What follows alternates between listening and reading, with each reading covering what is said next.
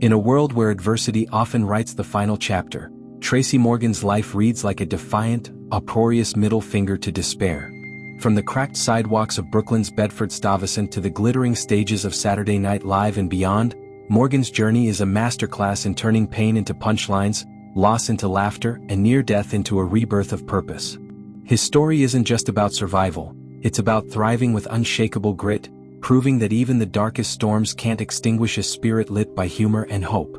Born Tracy Jamal Morgan on November 10, 1968, in the Bronx, New York, he entered a world where hardship was the norm.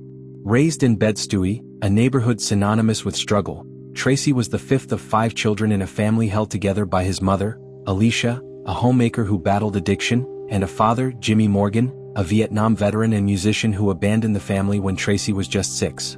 The absence of his father carved a void he'd spend years trying to fill, while poverty forced him to grow up fast. By 14, he was hustling to help put food on the table, selling drugs and cracking jokes on street corners to disarm clients. "Comedy was my armor," he later said. "If I made you laugh, you wouldn't see the hunger." But the streets demanded a price. Tracy dropped out of high school, drifted into homelessness, and narrowly escaped the fate of friends lost to violence or prison. A turning point came in his early 20s when he stood at a crossroads: continue down a dangerous path, or channel his sharp wit into something brighter. He chose the latter, diving headfirst into stand-up comedy at local clubs, where his raw, unfiltered humor, equal parts chaotic, self-deprecating and brutally honest, caught fire. Audiences couldn't look away. By 1994, he landed a role on Martin Lawrence's sketch show Uptown Comedy Club, but it was his 1996 ascent to Saturday Night Live that catapulted him into the national spotlight.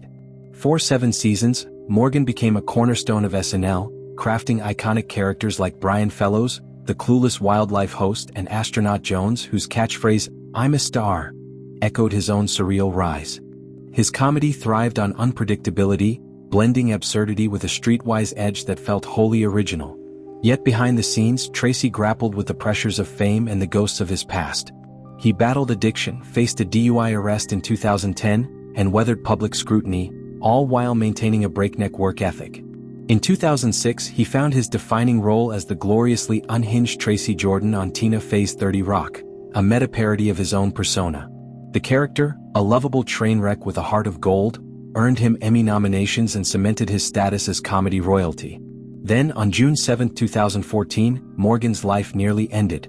A Walmart truck plowed into his limo on the New Jersey Turnpike, killing his friend and mentor James "Jimmy Mac" McNair and leaving Tracy in a coma with catastrophic injuries: broken ribs, a shattered femur, traumatic brain damage. Doctors warned he might never walk again, let alone return to comedy. 4 months, he endured agonizing rehab, relearning basic motor skills and confronting existential despair. "I asked God, why?" he recalled. "But then I realized, he left me here for a reason." What followed was a comeback that defied logic. 18 months after the crash, Tracy hobbled onto the Emmy stage on crutches to present an award, cracking jokes about his ordeal. By 2018, he was headlining a nationwide stand-up tour, Stay Hungry, and starring in TBS The Last OG, a series he co-created about an ex-con rebuilding his life in a gentrified Brooklyn. The role, infused with his trademark humor and newfound gravitas, felt autobiographical. "I'm not just surviving," he told audiences. "I'm thriving, because I know what it's like to lose everything." Morgan's resilience is rooted in a philosophy forged by fire. He credits his father's abandonment with teaching him self-reliance, his mother's struggles with instilling empathy, and the streets with schooling him in authenticity. "I don't do pretend," he says.